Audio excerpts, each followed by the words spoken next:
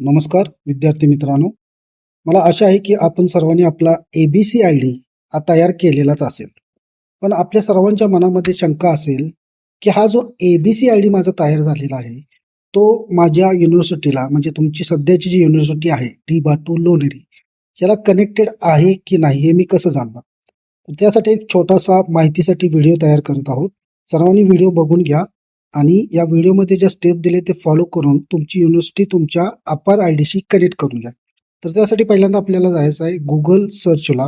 Google सर्चला आपण search करतोय digi locker. Digi locker entry केल्यानंतर पहिला ऑप्शन न घेता आपण लॉग इन किंवा रजिस्टर हा ऑप्शन घेऊन ज्या मोबाईल नंबरने आपण आपला अपार आयडी किंवा ABC आयडी काढला तो मोबाईल नंबर इथं आपण एंटर करूया. तर मी हा एक डेमोसाठी मोबाईल नंबर वापरत आहे. कंटिन्यू म्हणूया. त्यानंतर तुम्हाला दिसेल की इथं तुमचं अकाउंट व्हेरीफाईड आहे. इथं दिसतंय की व्हेरीफाईड ग्रीन टिक आलेली आहे, ग्रीन टिक.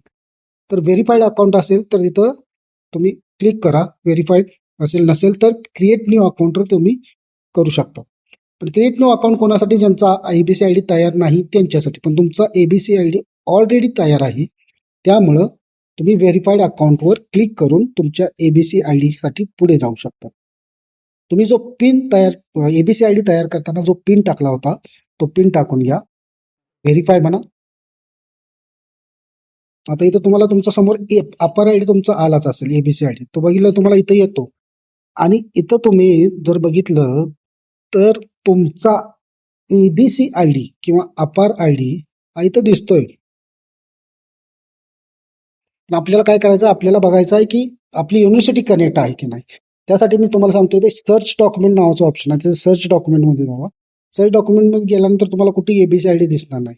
त्यासाठी सर्च बारमध्ये APAAR अपार ID असं सर्च करून एंटर करूया.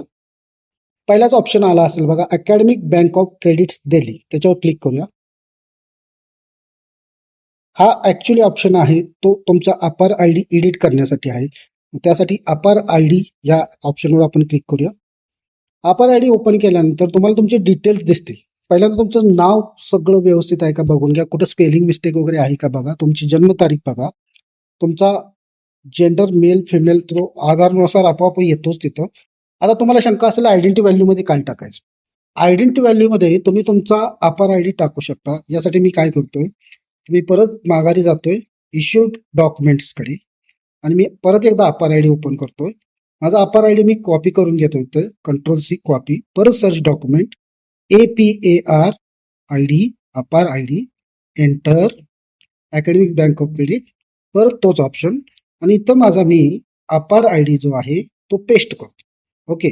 त्यानंतर तुम्हाला आयडेंटिटी टाईप हा ऑप्शन आहे. आता तुमचं नवीन ऍडमिशन असल्यामुळं तुम्हाला ऑप्शन निवडायचा आहे न्यू ऍडमिशन.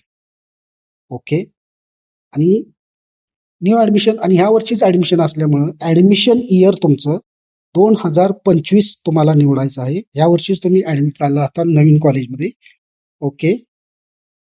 त्यानंतर सर्वात महत्वाचा ऑप्शन इथं तुम्हाला येतो की युनिव्हर्सिटी सिलेक्ट कसे करायचं. तर इथं सिलेक्ट केल्यानंतर बरेचसे ऑप्शन आहे. सर्च स्क्रॉल केलं तर तुम्ही त्याच्यामधून तुम्हाला तुमची युनिव्हर्सिटी सापडणं सोपे नाही. त्यासाठी आपण सर्च बारचा वापर करायचा. खूप सारे स्क्रोलिंगचे ऑप्शन आहेत. त्यासाठी सर्च बारमध्ये मी टाईप करतोय आपली आपली युनिव्हर्सिटी आहे डी.बा.टू लोणेरे, म्हणून मी इथं लोणेरे असं टाईप करतोय. तर खाली ऑप्शन एकच येतो बघा, doctor Babasaheb technological university Lonere. मी त्याला सिलेक्ट करतोय, ओके म्हणतो. त्यानंतर मी जातो खाली गेट डॉक्युमेंट्स. गेट डॉक्युमेंटवर क्लिक केल्यानंतर अशी रिक्वेस्ट हॅज बीन सबमिटेड. थोडा एक 2-3 सेकंदाचा वेळ जाईल तुमचा. 2-3 सेकंदानंतर डॉक्युमेंट फेच सक्सेसफुली.